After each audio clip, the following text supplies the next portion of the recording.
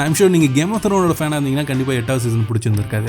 ஏன்னா எல்லாரும் அவசரத்துக்கு பிறந்தவங்க மாதிரி டக்குன்னு அவங்களோட சீன்லாம் முடிஞ்சிருக்கும். பெருசாக கேரக்டர் டெவலப்மெண்ட்டை நம்மளால் பார்க்க கூட முடிஞ்சிருக்காது. லைக் கலிசியோட மேட்னஸ் சடனாக நடந்த மாதிரி இருக்கும். அண்ட் ஒயிட் வாக்கர்ஸை பற்றி பெருசாக இண்டிப்பான கேரக்டர் டெவலப்மெண்ட் இல்லை. அதுலேயும் அவனோட தலைவனை பற்றி நமக்கு ஒன்றுமே தெரியல. இன்க்ளூடிங் ஒரு ஷார்ட்டில் ஸ்டார்பக் காஃபியோட கப்பு டேபிளில் இருந்தது கூட தெரியாமல் அந்த சீனை எடுத்து ரிலீஸும் பண்ணிட்டாங்க. மொத்தத்தில் 8வது சீசன் மொத்த சீரிஸோட பேரையுமே கெடுத்து சொதப்பிருச்சு. ஆனால் இதுக்கு உண்மையான காரணம் என்னன்னா, இந்த சீரிஸோட முழு கதையுமே 1996 ரிலீஸ் ஆன the song of ice and fire அப்படின்ற நாவலை பேஸ் பண்ணி தான் நமக்கு பிரசன்ட் பண்ணியிருக்காங்க. இந்த நாவலை எழுதினவர் ஜார்ஜ் R.R. மார்ட்டின். ஆனால் இவர் ஒன்றும் அந்த 8வது சீசனுக்கான கதை எழுதலை. ஆக்சுவலி ஷோ ரன்னர்ஸ் அவங்க கால் ஷீட்டோட பிரச்சனை இருந்துச்சு.